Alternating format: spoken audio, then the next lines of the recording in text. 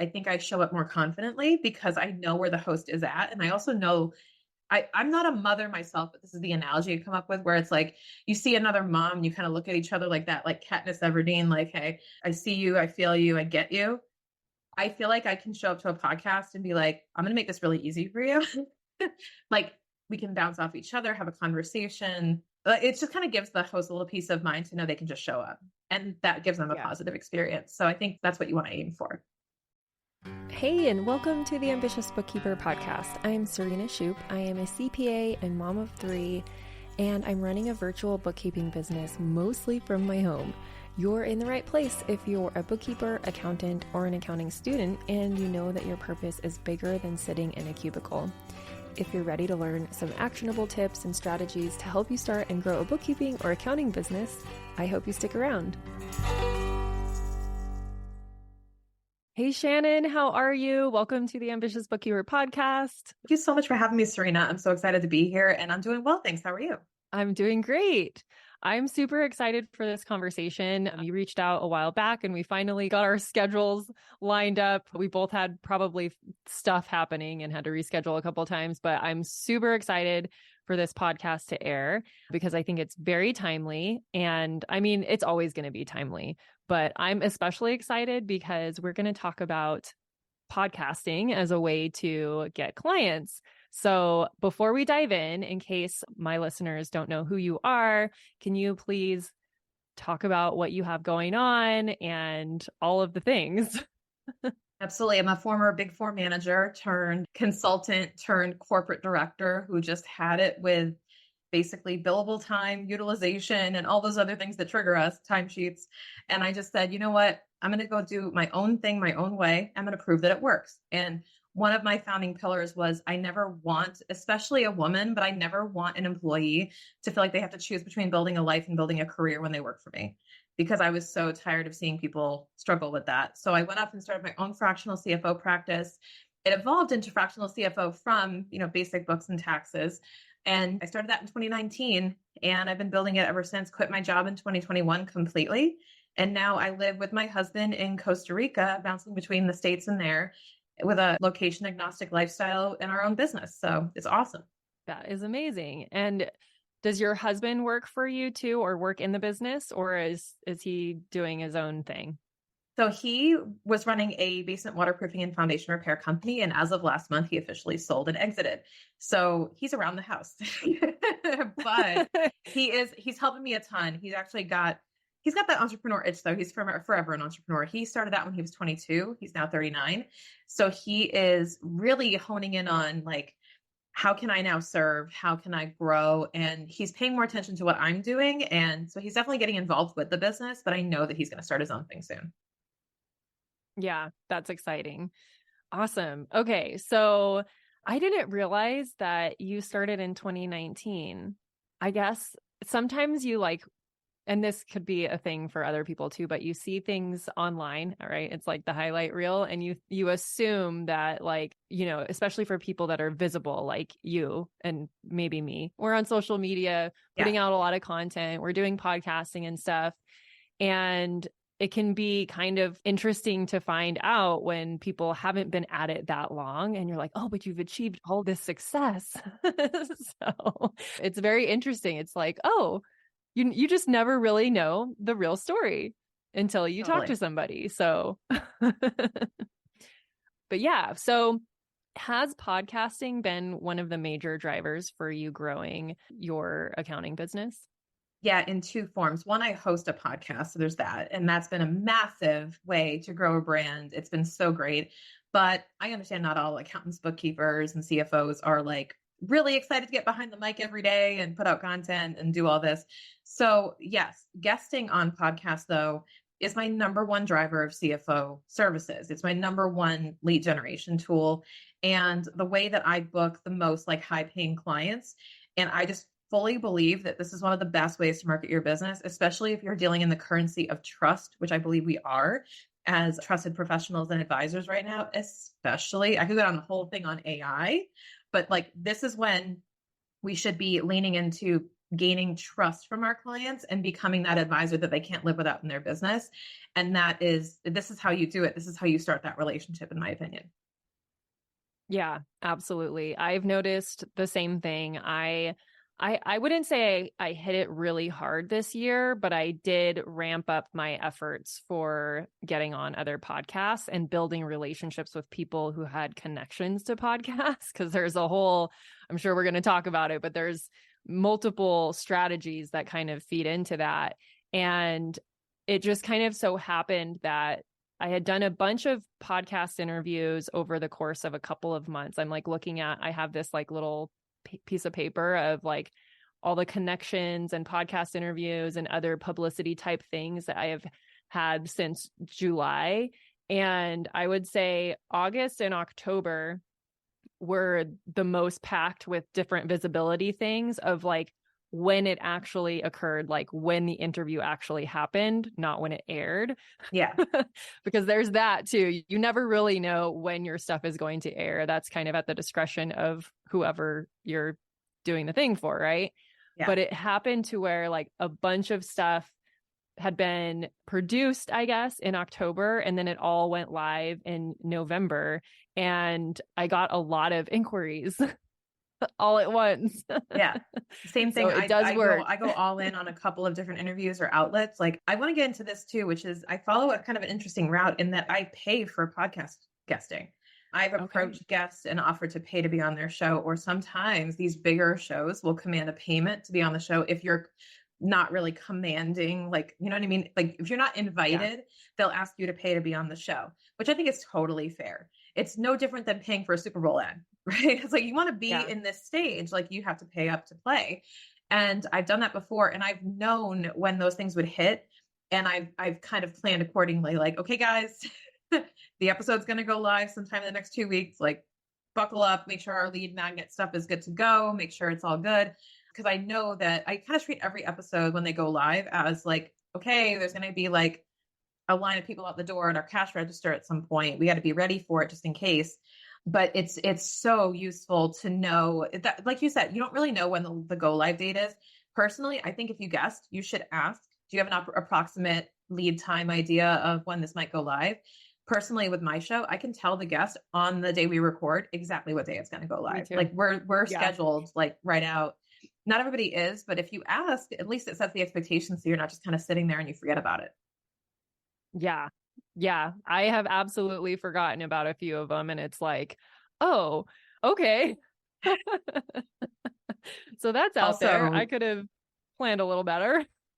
Yeah. And also another little tip, ask for the audio and video file. Just there's no harm in asking because it's good content for you. You can splice it up in Opus Pro.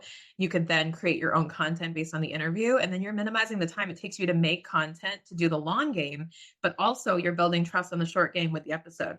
I would always say if you're going to guest on a show, you should always ask for everything. Ask for all the assets, ask for the audio video, ask for the go live date. What's the worst thing they're going to do? Tell you, I don't know when we're going live. No, you can't have the audio video. It's like, well, then you're just back to the place where you were if you didn't ask. Yeah. Yeah.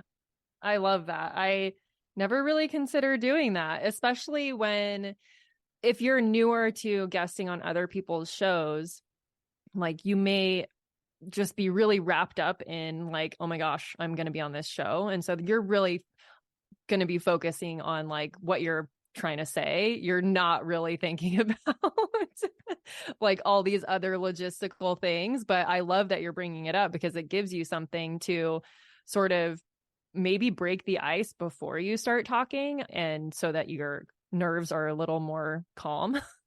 Yeah, totally. Right? Like, so that's a great tip. Ask for all the assets and ask for the go live date. I love that. I'm like you. I have my podcast content scheduled out. Like as soon as, for instance, you book on, and when you book on my podcast, it goes through Acuity. I have a Zap that creates an Asana task, tells me that somebody's scheduled, and then they're in my like workflow to then like figure out when that episode's going to go live. And I love doing interviews, or having interviews on the podcast, because then I don't have to think about what content I'm going to create.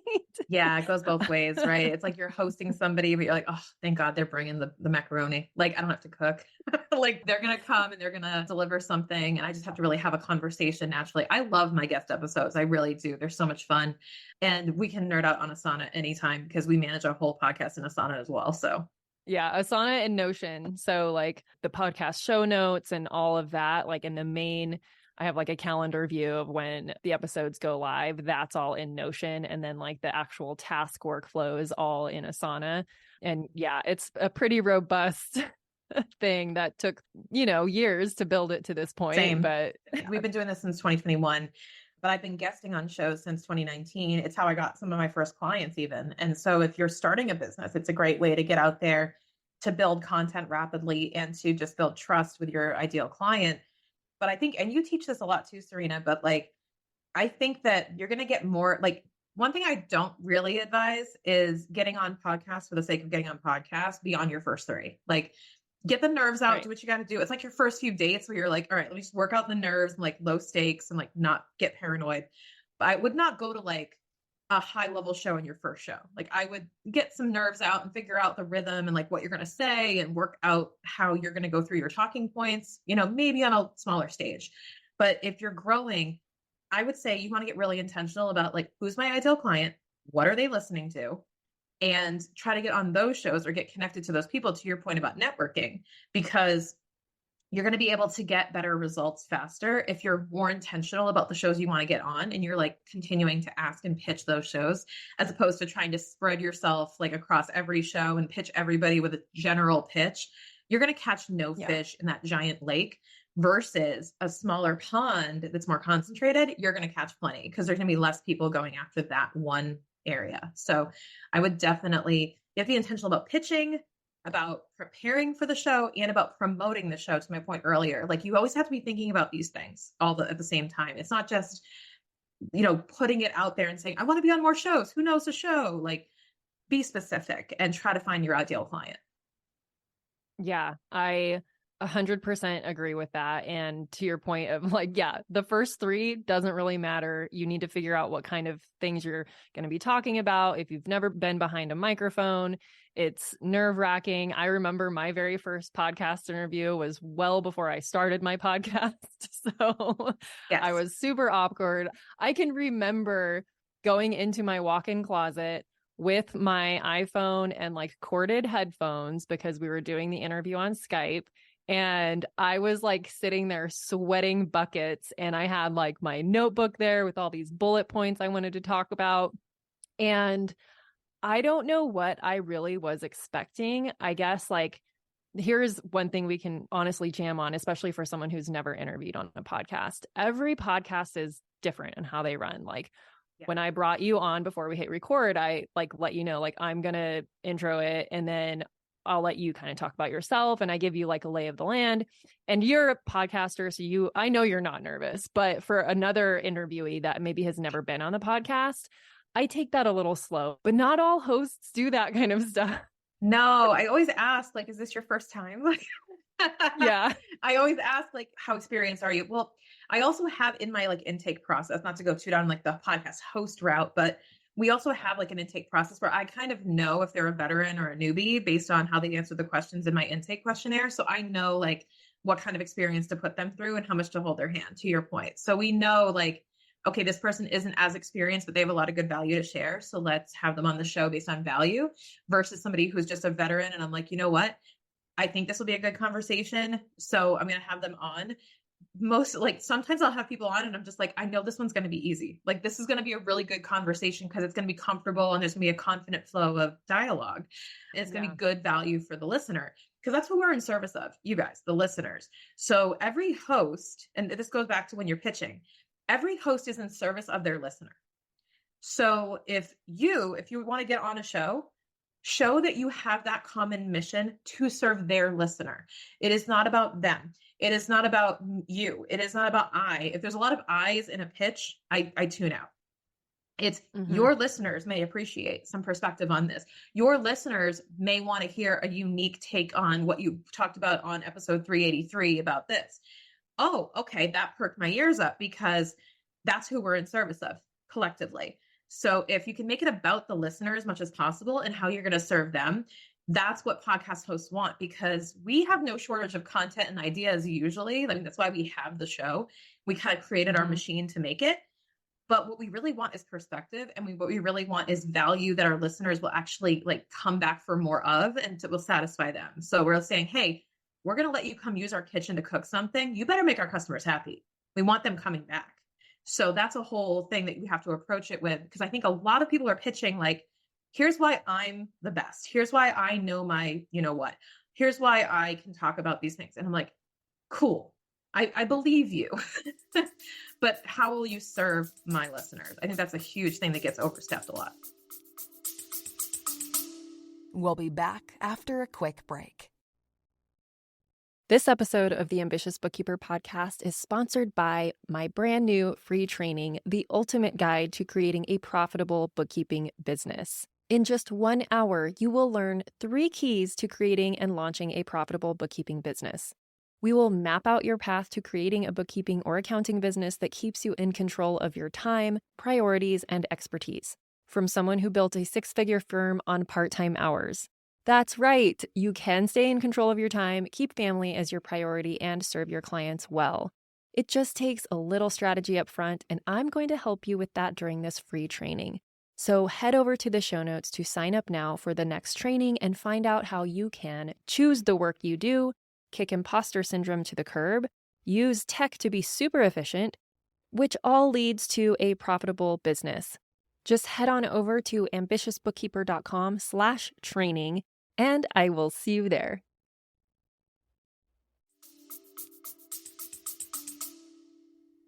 Yeah, absolutely. And yeah, I have so many thoughts running through my head of like experiences of having other people on my podcast, but we're not going to go down the hosting rabbit hole right now. I know, fellow hosts, we just relate to that stuff, but it's valuable to your listeners too, because guys, understand that like that's what you're pitching. Are people who like, and we'll say it, we'll tell you like from behind the curtain, like this is what we're looking for, this is what we value, right? And that's super important for when you're pitching, that you understand where the host is coming from. Yeah, absolutely. So you mentioned 3 kind of buckets of or areas of things that you need to focus on when you're going to be podcasting. One of them was pitching. Yep. One of them, well, I'm going to let you say it because now I can't remember. Yeah. Pitching, preparing, and promoting. So pitching is like picking the show you want, asking to be on, and doing all the things necessary to position yourself well to be on the show. And that means like, and then that gets into like preparing as your talking points, knowing what you're going to talk about, what message you want the audience member to walk away with. That is crucial. It's not about like reactively showing up and just like going with the flow. I mean, for me, after 450 of my own episodes and 80 podcasts I've been on, yes, I kind of just show up now because I know my talking points and I know my different messages I can talk through. But when you're first starting out, you want to have some structure to it and go, all right, I'm going to cover these 5 talking points or these 3 tips or these other things. Like what I just did there with my little framework of preparing, pitching, preparing, and promoting. I'm like, give them something that they can react to and go, oh yeah, tell me about each of these buckets. So it's organized and it's not just random. Yeah. It also keeps the audience going, oh, there's more. Like I know there's a 3rd chapter. So again, pitching, preparing, promoting. People skip the promoting part.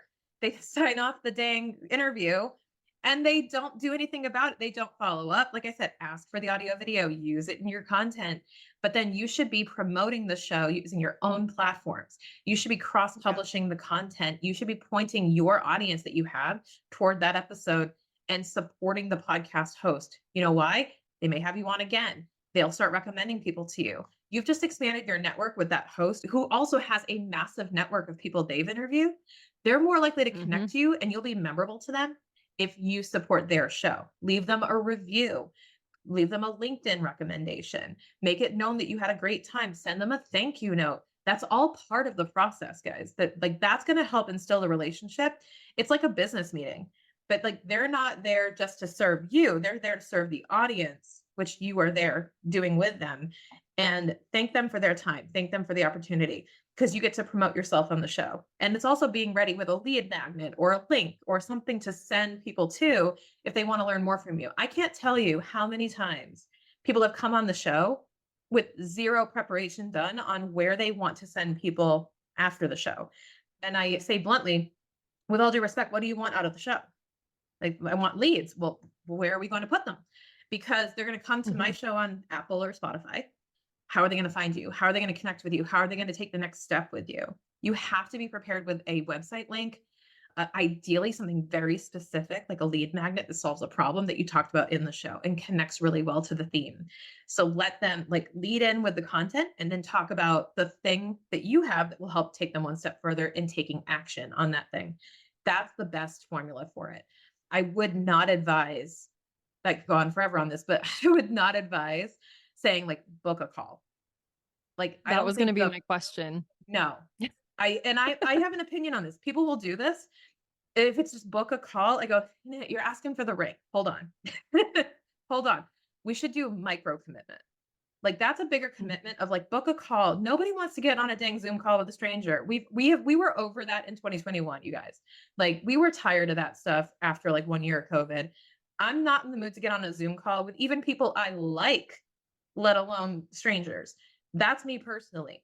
If your call to action is book a call, I say that's probably the next step after the what should be the call to action, which is download my lead magnet, get on my email list, follow me on social if you've got nothing else, or just linking to a post, like linking to anything that's specific enough that will take them one step further in what you've just taught them. Oh, I like the idea of linking to a post. I never thought about that, but I do have lots of blogs that are very useful for business owners. It's like Exactly. I could literally Blogs, just link them to. social, YouTube videos, whatever it is. It's like, I really go into depth on this for an hour in this YouTube video. Go check it out. And it might just be like a 20-minute episode that gives them a taste of it. Then they go watch the whole video. And next thing you know, you're in their search engine optimization. So genius. I'm learning a lot right now. I love this the stuff. side benefit of hosting a podcast. Yeah. I'm a CPA closet marketer. I love it. Yeah. And I love marketing too. That's why I'm like super fascinating. And just, you always have to have an open mind to like different ideas, because like, I feel like I'm pretty well exposed to lots of different ideas, and here I am still learning stuff. So it's like, that's the other thing, is like have a, be a student at heart or whatever forever. Of course. Yeah. Lifelong learner, we call it. That's one of my core values, actually. Okay. So you already talked a lot about promoting, and we talked a little bit about pitching and preparing, but how would you suggest, because I know a lot of people might start thinking, okay, well, I need to start pitching podcasts. Well, how am I going to pitch them? So you kind of have to back up to preparing what you're going to talk about, right? Yeah, I would say you actually work your way backwards in this process to get clarity on the pitching. So like, it's like, what do I want? It's begin with the end in mind, right? So what do you want out of this opportunity? Who do you want to be listening to this? And then you kind of extract back into, then what do I have to do on the front end to make sure that is my outcome? So the promoting is one thing. The preparing is, well, what is the topic I should talk about so that this lead magnet I want to plug in makes sense? So I'll use an example from our world, right, to make this like kind of tie all together.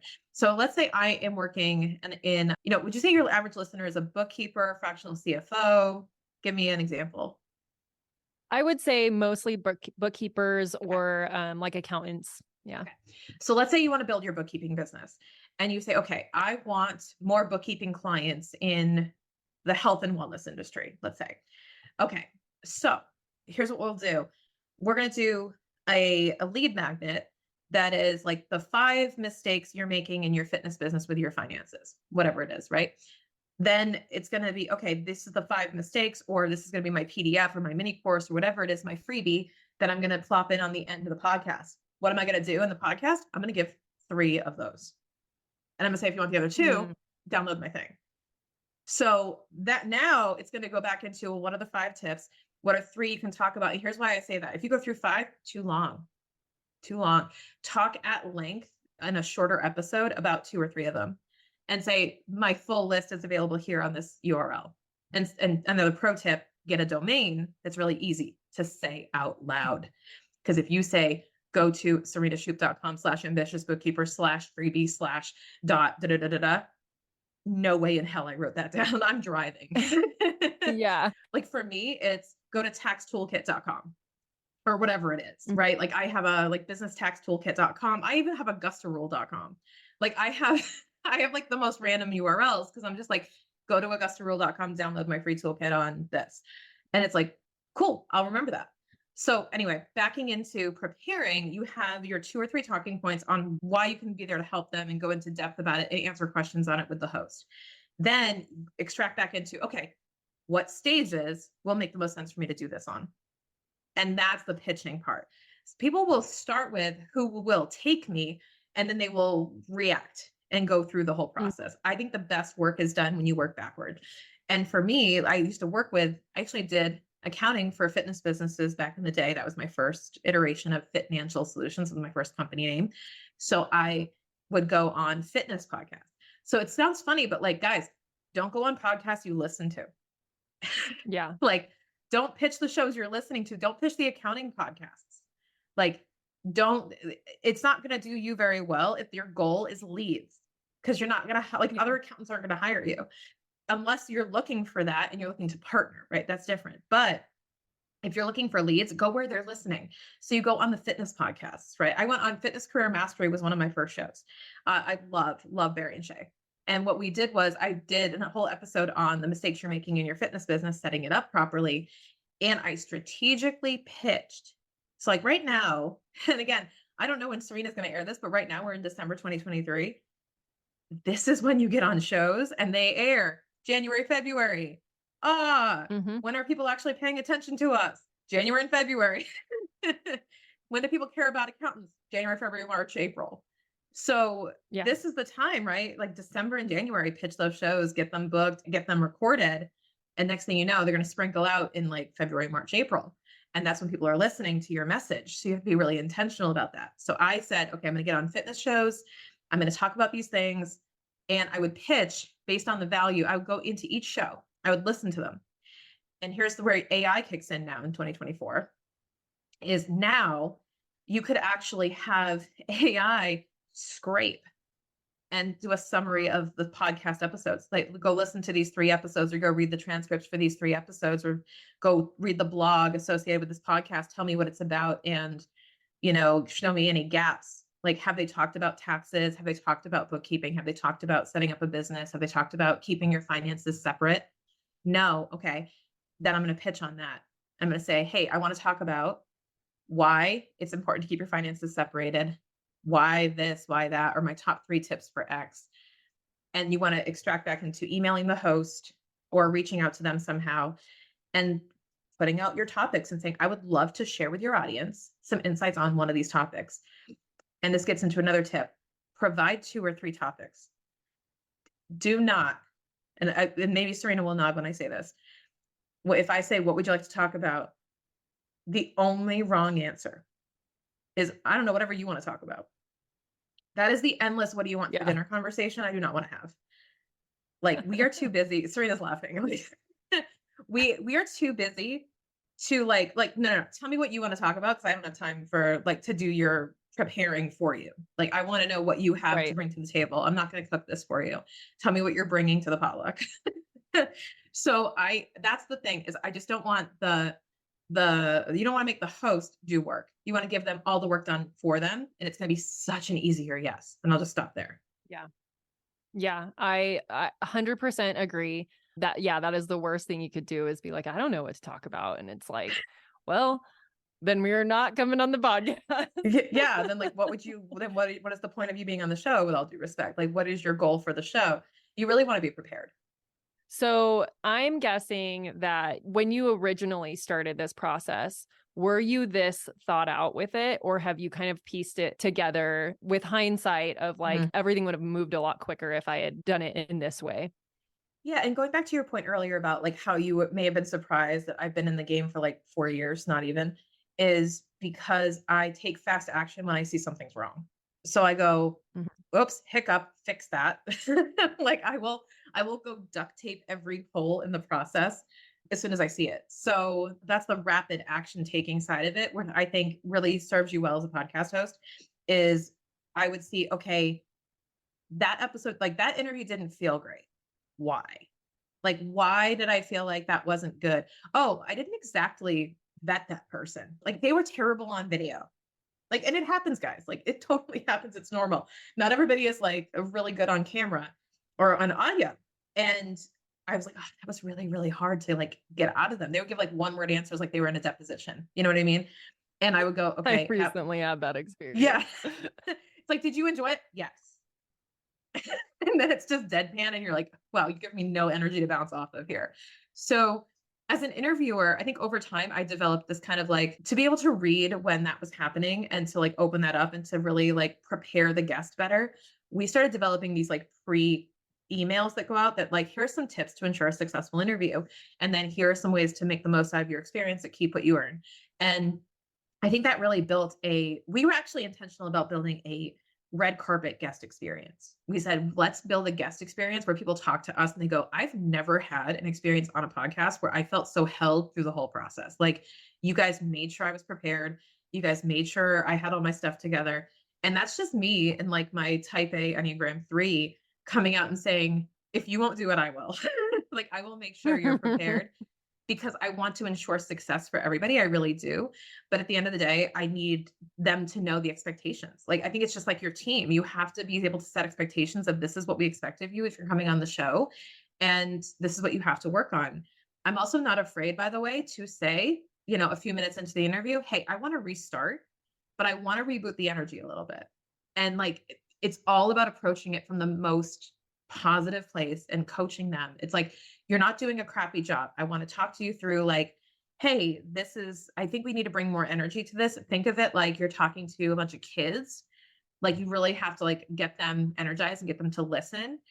Or I'll use different exercises through it. I think that to your question, it does come with time, but it's like you have to hit every one of those little roadblocks to know how to navigate it. Did you find yourself like 10 times better at being a podcast guest once you started your own podcast? I think so. And again, I'm not over here like brushing my shoulder off saying I'm really good at this.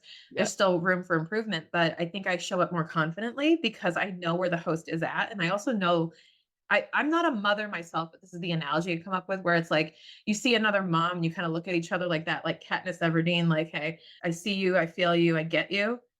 I feel like I can show up to a podcast and be like, I'm going to make this really easy for you. Like, we can bounce off each other, have a conversation. It just kind of gives the host a little peace of mind to know they can just show up, and that gives them a positive experience. So I think that's what you want to aim for. For sure. So now pitching, do you have something specific that like whatever you want to share around pitching that is going to help? I have a very controversial opinion on agencies. I have a very controversial opinion on this. And I have been told I'm wrong. And I will admit if I'm wrong in circumstances. But as a host, I look at if the agency is pitching you, it's like your mom making you a haircut appointment. Mm-hmm. You need an agency to pitch you, then it's like your mom making you a haircut appointment. For me, it feels like you couldn't be bothered to email me. You don't even know what show you're going to be on. You won't even know who I am when you show up. You will probably have done no preparation because you're putting no effort in on the front end to be intentional about the show that you want to be on.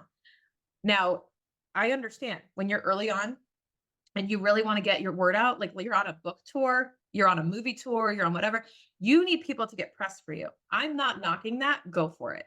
But if you're early stage and you're like really clear that like, I want to be on Keep What You Earn, you're far less likely to get on my show using an agency because the agency pitches, and I shouldn't just say any agency, an agency that uses templated pitch, because it is so plastic is what I call it. I go, it's so like carbon copy. I've even gotten ones that have brackets that go insert show name here. Like they didn't even bother to fill in my show name. Oh yeah.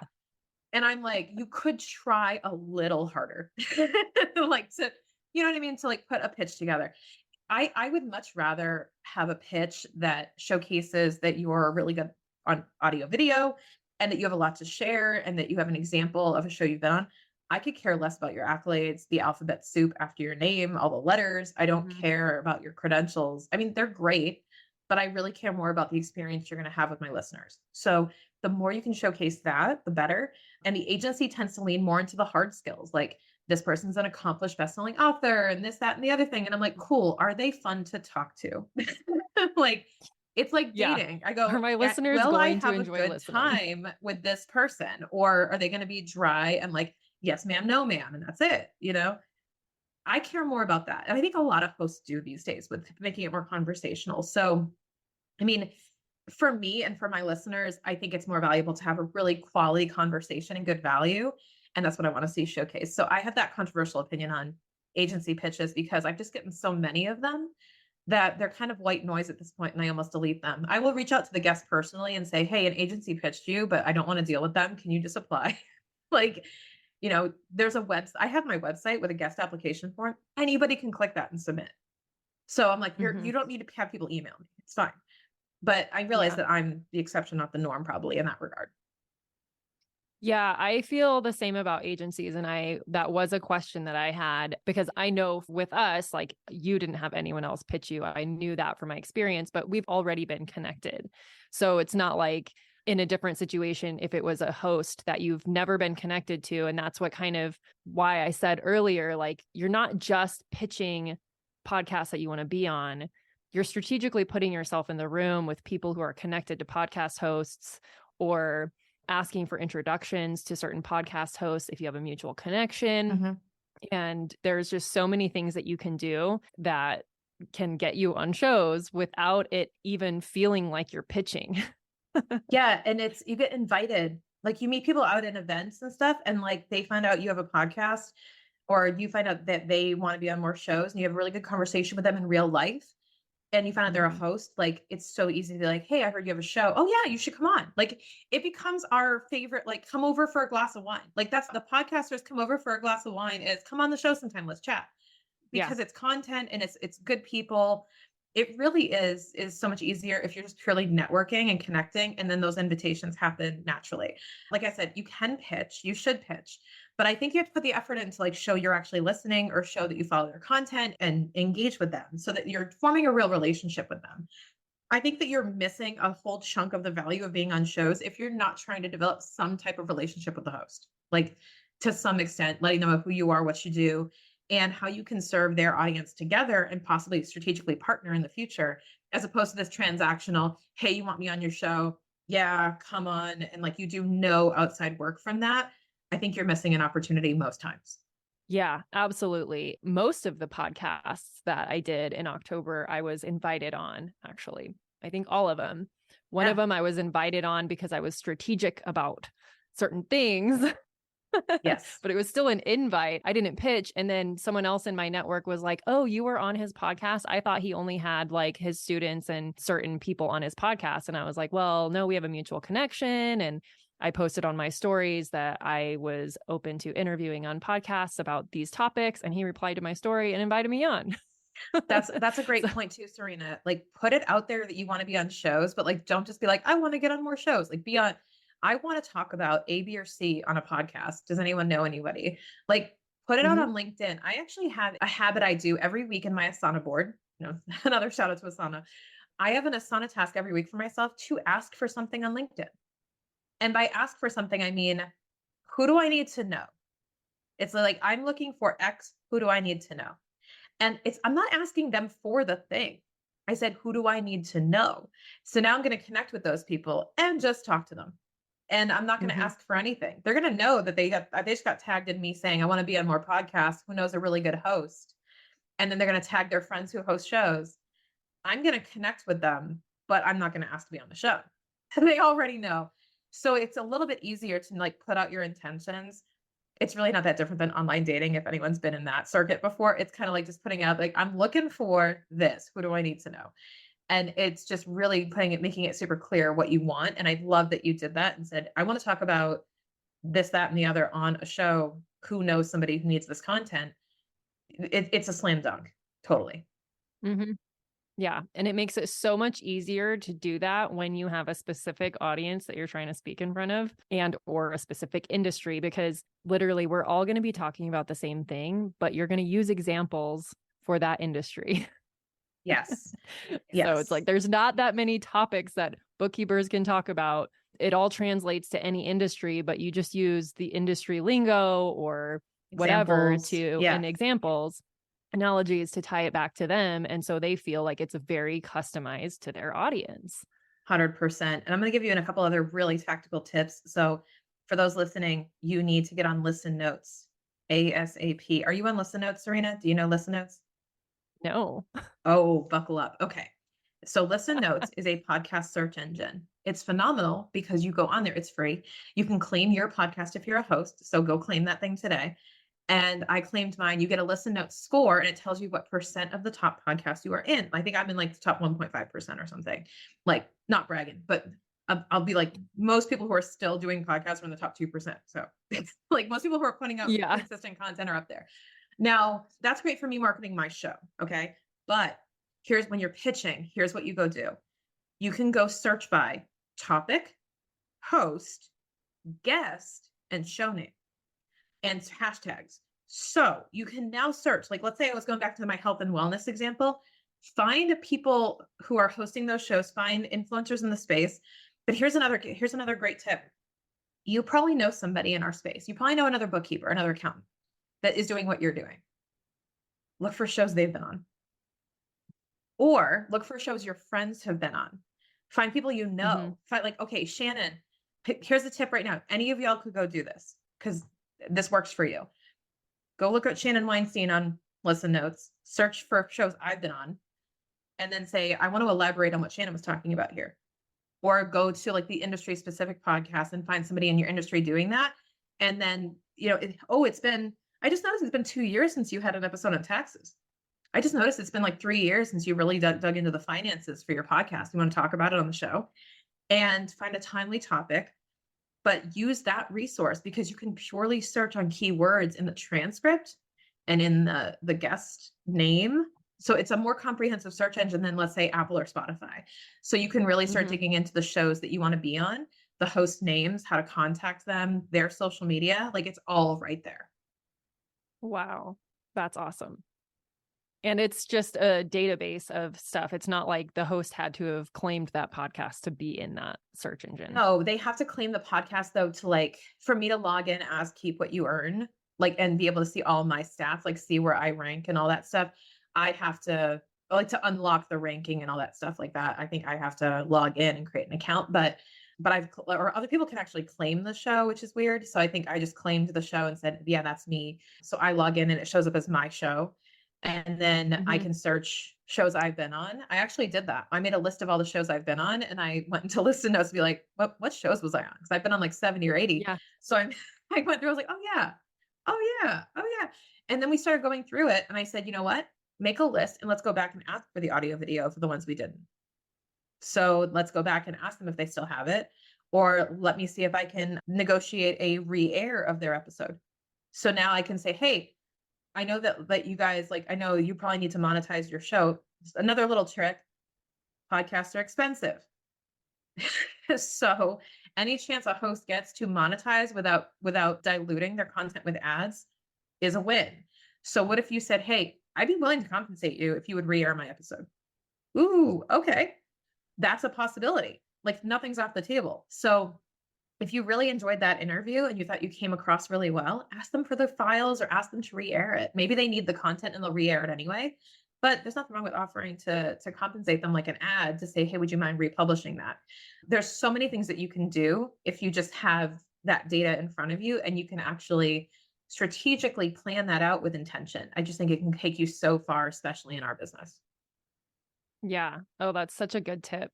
When it comes to you mentioned at the top of the show that you actually pay to be on podcasts. Yes. Now, do you specifically pitch podcasts or go to podcasts that it's known that they charge their guests, or do you do what you're talking about now and say, hey, I'd be willing to compensate you to let me on your show?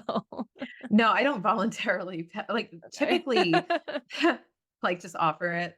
No, typically what I do is I have a budget in my ad budget. Like some of y'all may have Facebook ad spend, or you may have social media managers or whatever that you pay for. For me, I have a stipend in my budget for paid podcast opportunities or paid speaking, like where I have to pay to do something. So I have a budget in there. It's under my ad budget.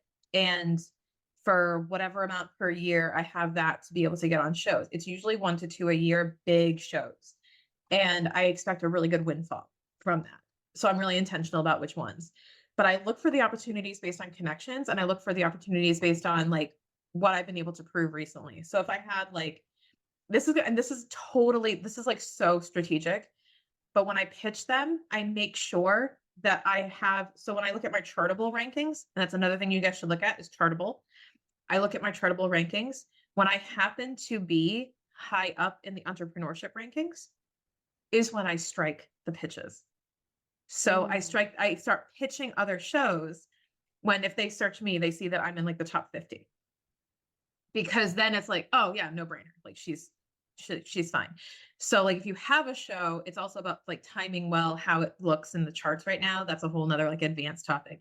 But paying to be on shows, yeah, I will look at like where they stand in the Chartable rankings and I will go, okay, that's worth the audience that they have based on their social media presence, based on their download numbers. I can look them up in Listen Notes. I can look them up on Libsyn. I can look them up on Spotify, all that. And I can say, okay, that's a big show. So I'm willing to pay to be on it. Some of them have been in person recorded. Some of them have been virtual. You just have to know what you're willing to do. But I would say definitely get in that game once you feel like you have completely nailed what you talk about, because you do not want to squander that opportunity with a lot of ums, ahs, and insecurities. You want to be showing up with full confidence and show up really well so that you can let that thing last and that will become a timeless episode you can re-air over and over again. Yeah. Oh, I love that. Okay. So if someone is like, this just scratched the surface, I have so many more questions about how do I develop my content and how do I like implement those strategies. Share with us what you have going on around podcasting. Totally. So, okay. So number one, you just brought this up and I want to button this up with this point that you really have to have a really strong identity of who you serve, what you do, what problems you solve, and all those basic foundational elements before you can even really start maximizing your potential with podcasting. I think you have to have that content really honed in, and this is how you can share it with a megaphone. But if the stuff you are sharing and spreading out there is not refined, then you're going to be spreading more of just that. You want to have it really be good quality stuff that can then spread. That being said, to your point, I am offering some help with this right now. I have a bunch of resources available. We're going to link in the show notes my offer, which I'm working on at the moment. But we have a lot of help around podcasting because I truly believe that as fellow practitioners, like, guys, this is a gold mine of opportunity if you know how to leverage it. So I want to help as many accounts as possible with that. And I want to make sure you're getting the support that you need. So we're going to put a link in the show notes for my resources when it comes to helping you get on more podcasts intentionally, maximizing the potential and using it to promote. Awesome. Thank you so much. And if someone is not connected with you online, where should they connect with you? And can you shout out your podcast, which we will also link in the show notes? Of course. My podcast is Keep What You Earn. And that's where you can find like everything under the Keep What You Earn brand is associated with me. But you can also find me on Instagram at Shannon K. Weinstein. And I would love to chat with you there. I answer all the DMs. So let's hang out over on Instagram. Awesome. Thank you so much for sharing today. It was an amazing conversation, as I knew it would be, and we'll talk to you soon. Thanks, Serena. Thank you to everyone who helps make this podcast possible. Content and interviews are produced by me, Serena Shu.